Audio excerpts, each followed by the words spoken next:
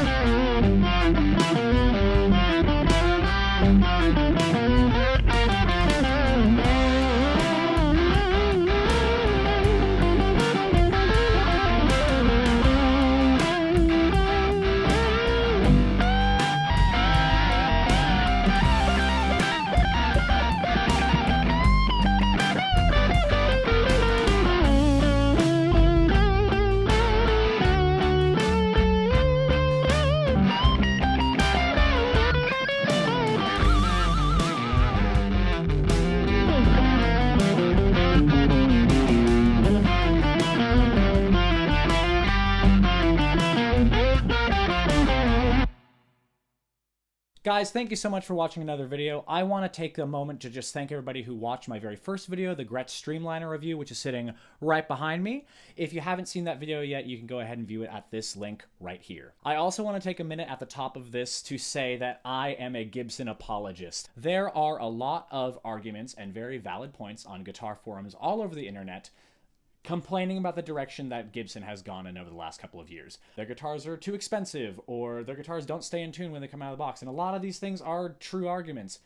But I still love Gibson guitars. I mean, come on, this is the quintessential rock and roll guitar. The Gibson Les Paul? Are you kidding me? All of my heroes, Slash, Jimmy Page, Carl Perkins, who we'll get into in a minute, they all played Les Paul guitars. They have a super versatile sound. They can go from clean tones to overly gritty and distorted tones super easily. They're so fun to play. I love the way that they feel. So yeah, there are a lot of complaints about Gibson guitars, and a lot of them are valid. But if you don't like Gibson guitars, there are plenty of other companies out there that you can definitely purchase from. Let's get into the specs of this whole thing. We got our vintage style Keystone tuners. I love these tuners. I love the way that they feel. They feel super strong. We have a Tectoid nut, dense and self-lubricating for great sustain and accurate return to pitch. Honestly, this is my guitar that has the best sustain. Of all the guitars I've owned over the last few years, this guitar does have the best sustain. It has a really thick rosewood fingerboard. Really love that. Slim taper neck profile. Kinda, yeah. Sure. A grade plain maple top. Yeah. I mean, this is a thick boy if it ever was one. I think that this guitar is made out of most of these are made out of 2 to 3 pieces. I think this is a 2-piece guitar. We have our 490R humbuckers. We have our bridge and our neck. We have our classic Gibson controls. We have our volume and our tone knobs on each one of these, and then we have our pickup selector. You can go all the way to the bridge, you can go all the way to the neck, you can go to the middle. Pretty standard stuff for Gibson. So right now I am playing through my Black Star amp. I have no effects going on at all whatsoever. I'm going to start right here on the neck pickup just to see what kind of sounds we can get. So this is absolutely nothing going on. No effects, no fuss, no muss. Let's play through this whole thing.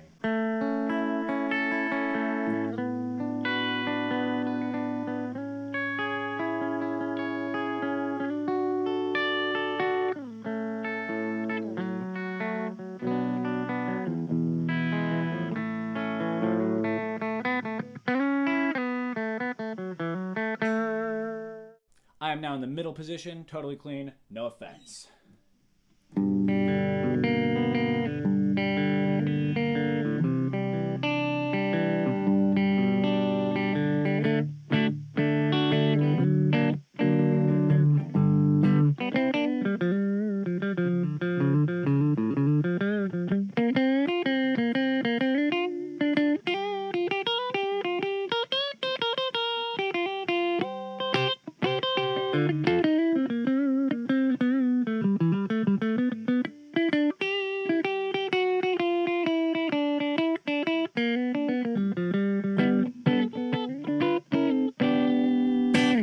Now we're going to go all the way to the clean tone on our neck pickup, and I'm going to add just a little bit of delay for something fun. Couldn't resist. That's the sustain kicking in.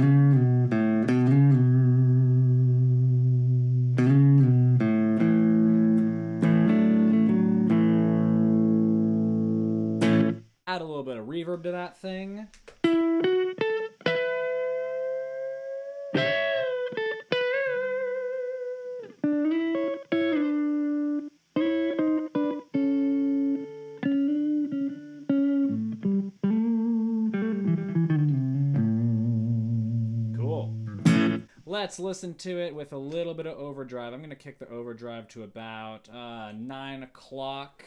Everything else is going to be in the middle. I'm using my Ibanez tube screamer for my overdrive, and we're going to start back in the neck position.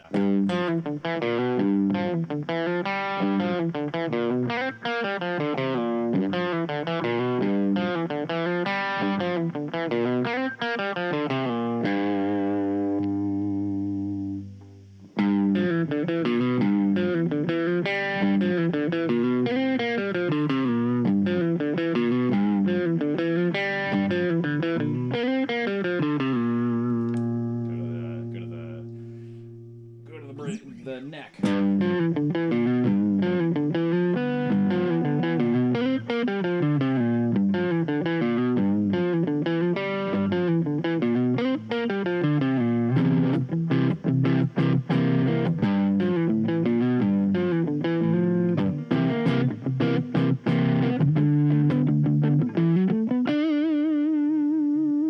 Let's throw in a little bit more drive.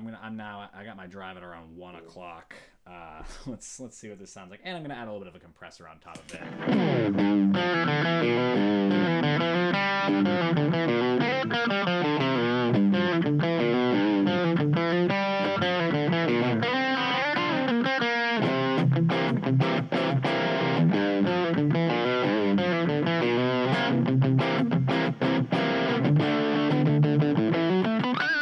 Ooh, those pitches.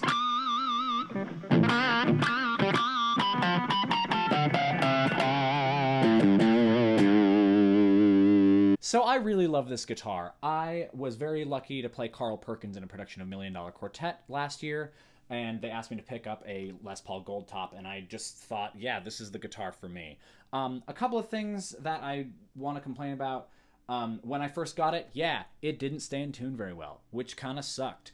Luckily, there was a guitar shop in town that I could get it fixed up at, and it plays pretty well now. Every once in a while, I'll have a tuning issue with my G or my B string, because those are the ones that I spend the most time bending and shredding and messing around on. Not a huge issue, but something definitely worth noting. The other thing is that there's a little bit of wear and tear, even after just having had this for a year. In fact, this little chip that I have right here up there, where the paint is kind of going away, it's actually kind of creeping up to this side too. That came pretty soon into my ownership of this guitar. The other side of it is that I have a little bit of a blemish on the back where it was running into my belt buckle, which kind of sucks, but I don't know. I'm the kind of person who likes kind of the battle scars on my guitars, and I'm not planning on selling this anytime soon. This has been my main guitar since I got it. Folks, thank you so much for watching this video today. I'm so happy I got to talk about my left-handed 2017 Les Paul Tribute Series. If you like what you see, please don't keep it a secret. Like and subscribe, and leave some comments below and tell me what other kind of content you'd like to see, especially if you're a left-handed person, and if there's any kind of left-handed content for guitar players that you'd like to see that you're not seeing on other guitar players' channels who aren't left-handed. Thank you guys once again. My name is Sam C. Jones, and I'll see you next time.